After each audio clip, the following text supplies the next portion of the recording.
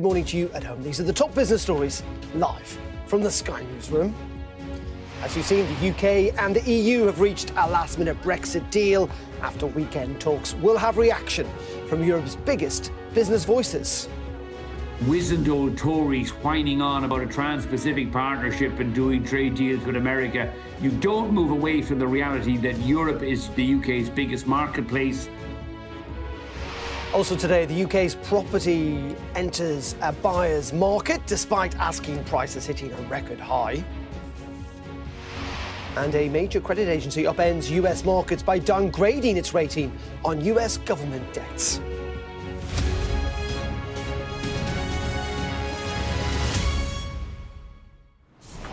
A very good morning on this Monday, Business Live with me, Darren McCaffrey. Well, as we've seen in the last couple of minutes, the UK and the EU have sat down in London to sign a Brexit reset deal, with the Prime Minister Keir Starmer meeting with the European Commission President Ursula von der Leyen and Antonio Costa, the EU Council President, at Lancaster House here in London. Let's bring in our economics editor, Ed Conway, who is with us. Ed, very good morning to you. Politically, clearly this is a significant moment. What about economically from your assessments? Yeah, I mean, frankly, Darren, when we look at the economic numbers, and I'm expecting to get something, at least from the government, I don't know if we'll have a full assessment of all the different parts of it, because there are quite a lot of different parts in this, and we're going to get that pretty soon, we're expecting. When you look at the economic numbers, they rarely look quite as exciting as they sound when politicians are talking about them. That was certainly the case when it came to the India deal. You know, that certainly was a big deal that people have been working on for a long time, but in the event, it wasn't that much as a percentage of GDP. I think it was kind of 0.1% of GDP in terms of the impact. And that's because, you know, there is these things, I guess, first of all, these things are quite difficult to cost. Secondly, they make a difference at the margin, okay? And certainly if you're affected by any of this, whether it's kind of, you know, you're going to the EU a lot and you're stuck in a queue, you know, you're saving some time. But the economic impact of that, and indeed of getting more young students coming across from the EU and getting UK students able to go out and study in the EU, that's relatively small when you look at the scale of the total economy. I think the bigger picture here is that when you look at this, when you look at the US deal, or rather the agreement that was signed with the US, when you look at the India deal, the hope for the government is that this just gradually starts, almost imperceptibly, to improve people's standard of living. And that's a very difficult thing to change. But remember, they have been going on about growth, growth, growth. In theory, some of these measures should improve growth because they should make it easier to do trade. It should make it, and remember, the EU is still Britain's biggest single trade partner, if you're looking at the area as a whole. The US is a big trade partner in terms of single countries, but the EU is enormous, just by dint of the fact that we are so close to the EU. And so if you're going to try and improve doing trade there, reduce the amount of friction, that should gradually improve gross domestic product. It should improve the output for companies. But I just wouldn't get carried away with seeing any big figures. I'd be really surprised if we saw an enormous, you know, wow number today from the government or indeed elsewhere, because what we're talking about is relatively small, even if it does have kind of a cultural and a political impact. OK, Ed, great stuff as always, and we'll await those details later on today, and indeed your assessment of them. Thank you. Well, let's stay with our correspondents, and we've got some breaking news now from our city editor, Mark Lyman, who's got a story about UK banking. Mark, what have you got for us? Yeah, Darren, this is a significant moment for the UK banking industry. You may recall that a few weeks ago, I reported that a quartet of the UK's biggest banks, including HSBC Holdings and Lloyds Banking Group, had written to the Chancellor, Rachel Reeves, to call for her to abolish the ring-fencing regime that was introduced after the 2008 financial crisis. Now, ring-fencing effectively created a firewall between banks, investment banking arms and their high street banking operations in order to make one side of the business easier to resolve in the event of a further financial crisis facing that company. Now, I have obtained a letter sent by the Chancellor to those four bank CEOs on Friday, which says that she is open-minded about their view that the adjustments that have been introduced so far to the ring-fencing regime have not gone far enough. And in her letter, she says,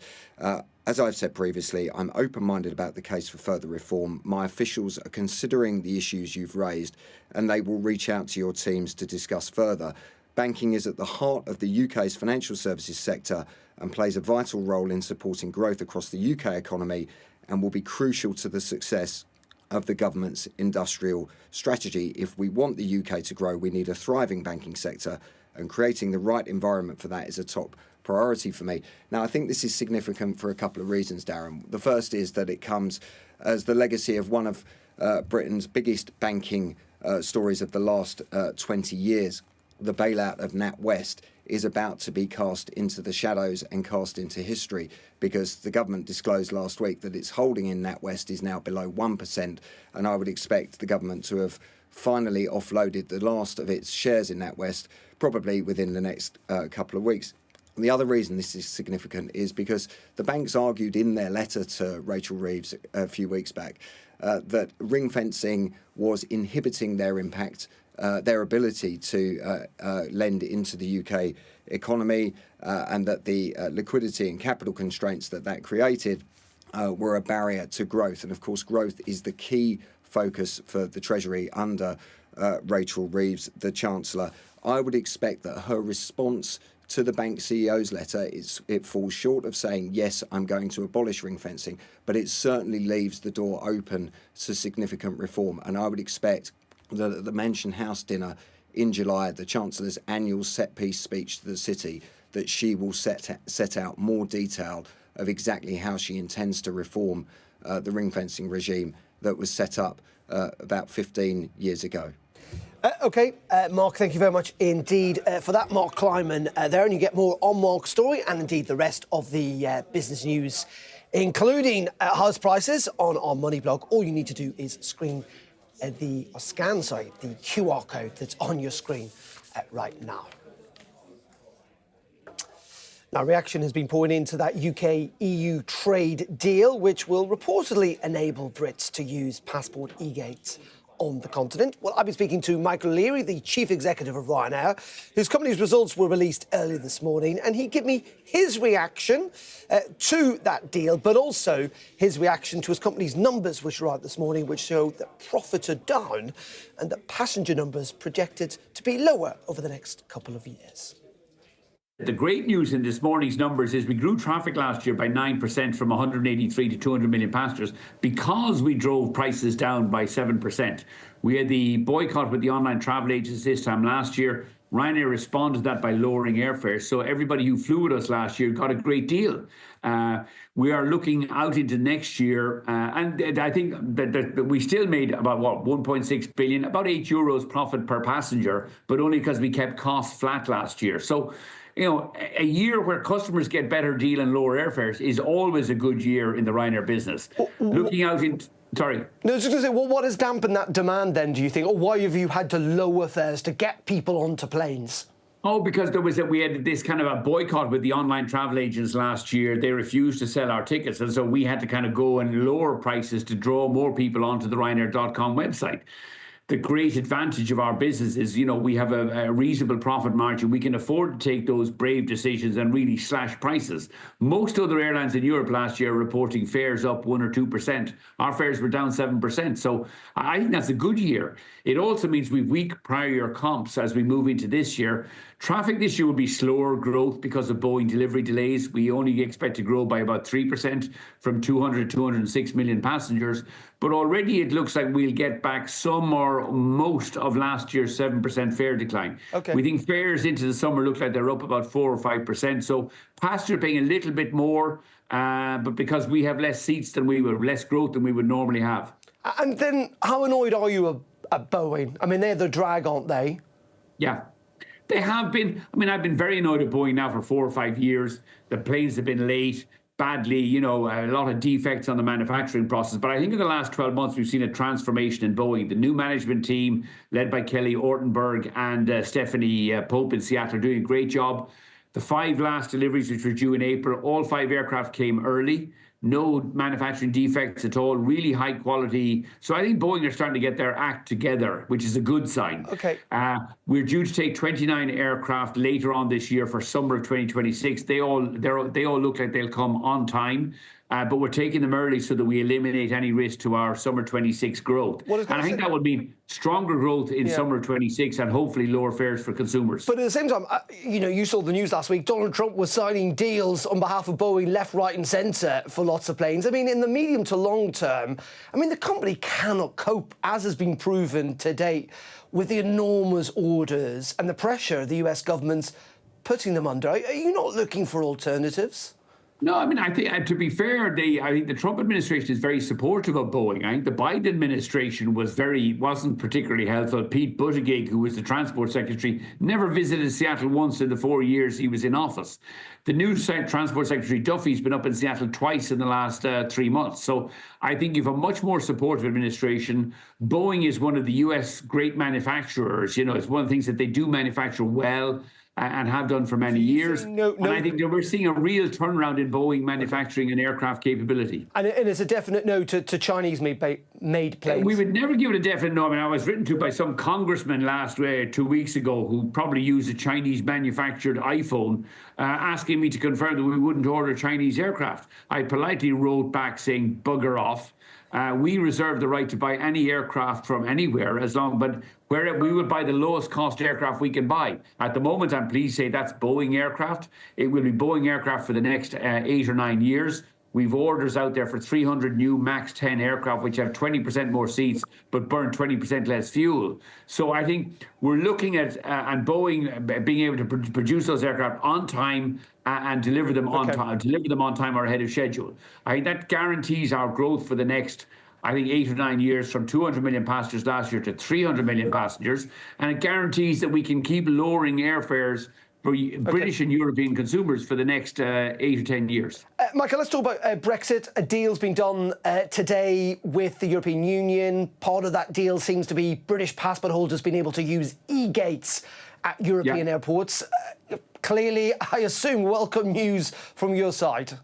Great news. Look, anything that encourages closer trading ties between the UK and Europe is to be welcomed. It won't make much difference to the European economy, but it can really transform the UK economy. I would call for two things. One, much more free movement of people, particularly young people. And if the UK passengers going to Europe now use the EU e-gates, that's good news. The other thing we would call for is the removal of these visa restrictions on young Europeans coming to work here in the UK. It doesn't affect Ryanair because we have high-paid cabin crew and pilots. But if you look at sectors like hospitality, hotels, agriculture, where they need, picking fruit and that kind of stuff, you need to get those young Spaniards, Italians, Eastern Europeans in here. The UK kids don't want to do those jobs. So let's get them in. Let's create an environment where we can have more young Europeans coming here. They're not coming here to live off the system. They're coming here to learn English, and they want to work and want to pay taxes. And we should encourage that. And I would also strongly campaign. We're the sponsor of the Erasmus program for students traveling between the UK and Europe. Brexit took the UK universities out of the Erasmus program. They badly need it restored. We need to encourage more young people to travel between Europe and the UK and Europe, and anything that brings that about. And I hope that today's UK-EU summit will improve or reduce that travel friction will be very welcome. Primarily because the biggest beneficiary will be UK tourism, UK hospitality, particularly in the regions. Do you just feel, finally, on Brexit, that, you saying kind of, I told you so, effectively, you kind of feel vindicated with the arguments you've been making over the last decade? I don't think that serves anybody. Brexit has been an economic disaster for the UK, and the sooner we put it behind us and move forward with closer trade ties. Europe is the UK's largest market, bar none. And, wizened old Tories whining on about a trans-Pacific partnership and doing trade deals with America. You don't move away from the reality that Europe is the UK's biggest marketplace. If you look at the voting, even the Brexit referendum, the young people voted by a considerable majority to stay in European membership. It was the elderly Tories who voted against. It doesn't matter. I don't care about whether the UK rejoins Europe or not. Maybe they won't. But we need a free trade deal between the UK and Europe, because the principal beneficiary of that would be the UK economy, not Europe. So I very much welcome today's summit, and anything that reduces friction in trade or the free movement of people between the UK and Europe is to be heartily welcomed. Michael, just two final quick questions, if I may. One on this idea about limiting alcohol before people fly. You've suggested this. Do you see any movement amongst British European authorities to try and implement that? I think it's an argument that is getting increasing credibility. Look, we're not trying to ban people drinking, but we're just trying to limit it. I mean, we limit the amount of duty-free people can buy at airports. We limit the amount of alcohol we sell you on board a 1 or 2 hour flight. What the real issue, where we have all these disruptive passenger cases arise, generally on flight delays caused by air traffic control, and you people at airports drinking stop after you've had 2 or 3 drinks, have a cup of coffee, have a cup of tea, and we think we need to apply the same rules to alcohol consumption at airports as we do at duty-free. Show your boarding card. You can have 1 or 2 alcoholic drinks, no problem, but at that stage, stop. And we don't need these big hen parties or these big stag groups, arriving at airports at 7 o'clock in the morning, loading up with alcohol and causing trouble on board our flights. It creates a huge an unfair working environment for our cabin crew. It's an unpleasant experience for fellow passengers who are, just want to get there quickly and safely and enjoy themselves. And it's not an unreasonable ask. Okay. So we would want to limit the amount of alcohol at airports, and then continue to limit the amount of bags people can carry on board aircraft, because again, that speeds up getting through airport security and makes for a much more pleasant experience for passengers. There you go, Ryanair's Michael O'Leary. Right, you're watching Business Live here on Sky News. Coming up next, we're going to be looking at what Moody's have done over the weekend with US debt, the impact on the markets. Up next.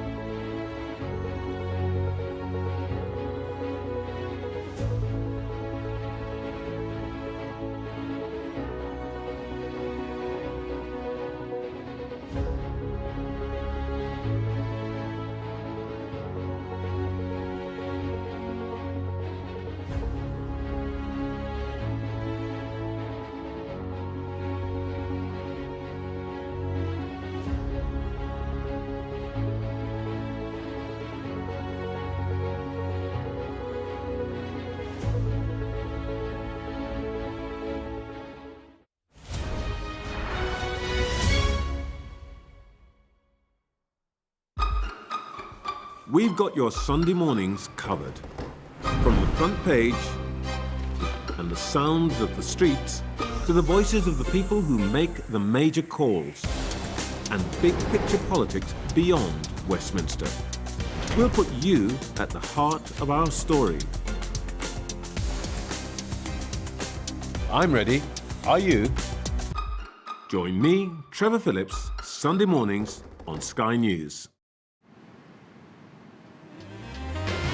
1,500 movies. I don't want this flight to end.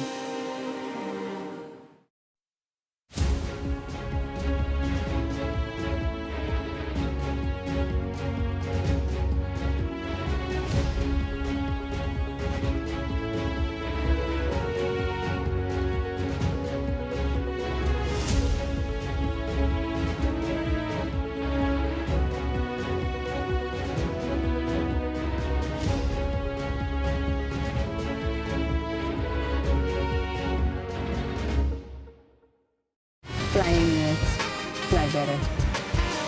Thank you.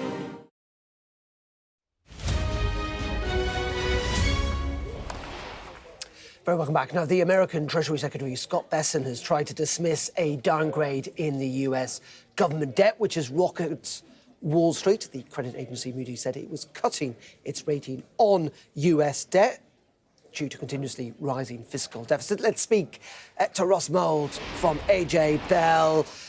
Ross, very good morning to you. As always, talk us through what Moody's have done at the weekend and the reaction to it.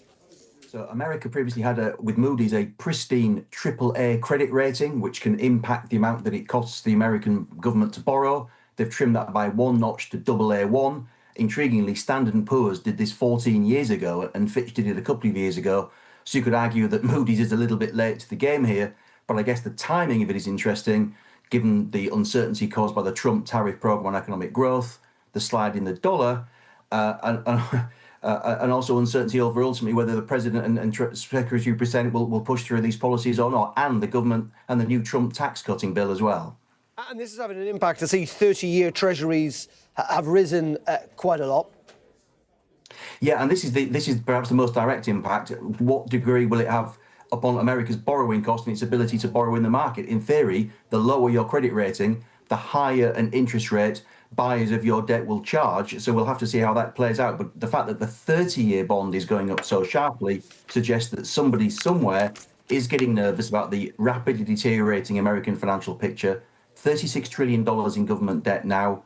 Half of that is due to be refinanced in the next 3 years, so the interest rate on that is likely to go up. And the interest bill is already over $1 trillion, more than America spends on defence, and it's about a fifth of the tax take. So if you were looking at a tin pot republic, you'd have been pretty embarrassed about that 20 years ago. I guess America's got away with it for so long because it's still probably the least dirty shirt in a pretty grubby laundry, but it's not a particularly attractive picture. And just briefly, Ross, I see the FTSE's down a fraction. I mean, the UK does hold quite a lot of US debt.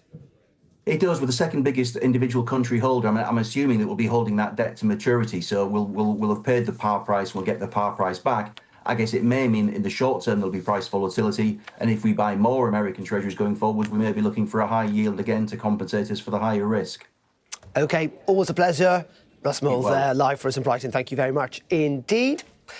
OK, well, that is it for me for the moment. We're back, of course, at 4:30 this afternoon on Business Live. Up next, though, this is the live picture at Lancaster House this morning, where the EU leaders have been meeting with Sir Keir Starmer and much of the cabinet. We are expecting a press conference with the details of that Brexit deal from midday with Kamala here on Sky News. Stay tuned for that, and I'll see you a little later.